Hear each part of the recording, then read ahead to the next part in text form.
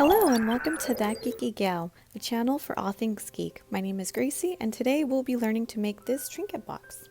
Okay, so I went down the rabbit hole of Pinterest where I was looking through my to-do list for DIYs for Harry Potter and I came about these trinket boxes. They're themed to the Hogwarts houses and I decided, how can I make that? I tried to look through Etsy to find, the person who actually created these, but I couldn't find anyone. But here's one that I made that's Hufflepuff theme. Today we'll be doing this Slytherin one. So put on your witch's hat, get your wands ready, and let's get started. Okay, links for everything will be down in the description like last time. So we're gonna need some trinket boxes from the dollar store. I went ahead and used these napkins from Walmart, some craft acrylic paint, black and white, some Mod Podge, I'm using glossy, some paint brushes or anything to paint with, some scissors, I'm using this tray to mix my colors in, 4 different sheets of paper, glue gun, and glue sticks. Alright, so these trinket boxes are from the dollar store. They have different colors and varieties. First thing you want to do is just peel off the barcode sticker from both of them. Then what I'm going to do is, these actually came with hardware on them. These are pretty easy, just twist off and just take off the hardware from each of the little drawers. The Hufflepuff one that I did actually didn't have any. So here they are, ready to go. A while back ago, I got these napkins from Walmart, and I decided to use these napkins before to make these patches for my daughter. They're on cardboard and felt, and you can make them into magnets, or she used them as pins. So as you can see on this Hufflepuff one that I made, I cut up some of that napkin and I used it for the trinket box. So same thing that we're gonna do here.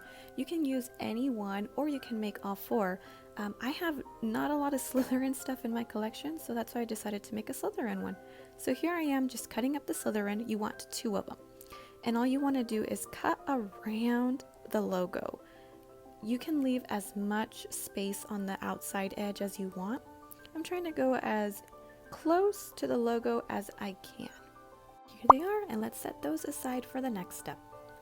Now you want some cardstock, different colored, and something that matches your theme. I got these inside different paper pads from Michael's, and I'm just gonna organize them the way that I think I would like to see them.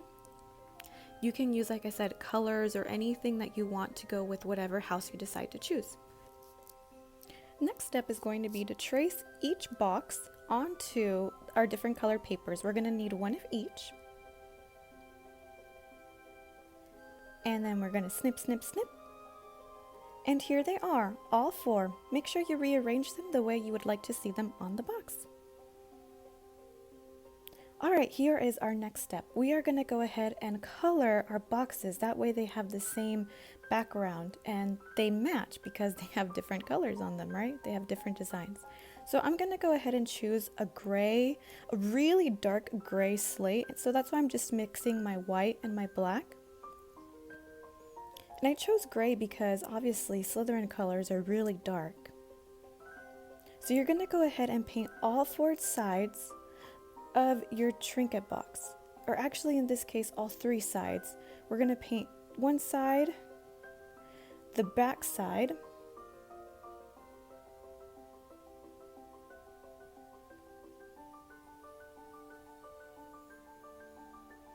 and this last side. You don't need to paint that bottom side that has the design because that's going to be where we're going to glue one box to the other one. Go ahead and do that for both of your boxes, and then we're going to do this for our inside little boxes too.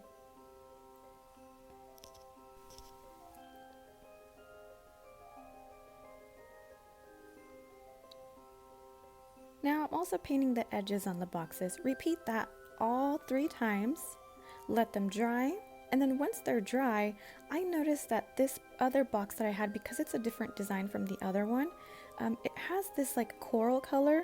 So to make the bottom match, I'm just going to go ahead and paint black on it, straight up black. And actually this side needed 2 coats because the paint wasn't covering all of that coral color. So I just went ahead and painted it, let it dry. Make sure you paint the sides. I'm painting the little sides black. what you really want to make sure you paint is make sure you paint all of the design. You don't want to see any of the design. And here are the two boxes. Now you have to be careful because some of the paint can rub off of it, and it's okay, you can just repaint it like I did. Now I'm mixing a darker gray, and this gray is going to be sponged on to the sides of our box to give it kind of like some texture to it.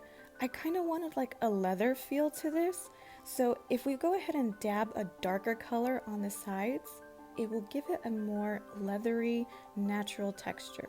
On the Hufflepuff one, I did this as well, so I had a light brown on the bottom, and then I did like a darker golden brown on top to give it like a different leathery feel. So here I'm gonna go ahead and mix a nice lighter gray and stamp that on as well. And what you want to do is just blend, blend, blend, honey. Just keep on blending and blending. Just like you do with your eyeshadow, you're gonna do it with this box as well. So blend it nicely. If you need to add more dark, add more dark, as long as it looks natural and it looks good to you. Here are the two boxes, nice and dry. And what I'm going to go ahead and do now is I'm going to add Mod Podge to one of the sides where the hardware is, where the little hole is, and I'm going to go ahead and Mod Podge my papers onto there. You don't have to put Mod Podge on the top. I didn't. I liked the matte look to the paper. But make sure you get those sides. Make sure those side corners, if you didn't cut the paper right, you put some Mod Podge on the side. And that way they'll stick down. And just go ahead and repeat that on all three boxes. Then here's 1, 2, 3, and 4. Our next step is going to be to add our hardware to the boxes. It's just pretty easy, and as you saw there, just from the back, just go ahead and punch through. And this hardware was kind of like a little screw on, and just screw those back in. And here they are, all four. Now our boxes are ready to be assembled. All you have to do is grab some glue. I learned from the last box I made, don't put the glue so close to the edge because it can come out of the edges and you don't want to see the glue on the edges. Now I'm going to go ahead and Mod Podge my Slytherin sticker. So there's one side. You want to peel off back one part of the napkin because it has 2 layers.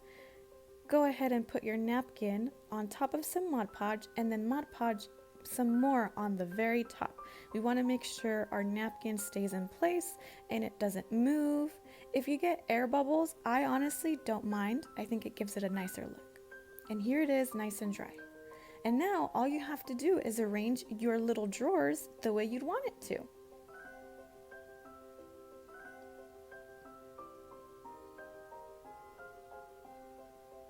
So just rearrange them any way you want. And here is my finished Slytherin trinket box. I really enjoyed this. I don't have much Slytherin stuff in my collection, and I really, really like it. I love that I made it and that I can customize it any way I want. And I would love to see the way you make yours. Would you make a Ravenclaw one, a Hufflepuff one, a Gryffindor one, or a Slytherin one? And here's a little bit of my collection that I've got so far. I'm just starting in my little Harry Potter world, and I think this goes really well in it. I hope you really enjoyed this video. I hope that you make this yourself. Go ahead and comment, like, subscribe, and I'll see you in the next one. Bye, guys.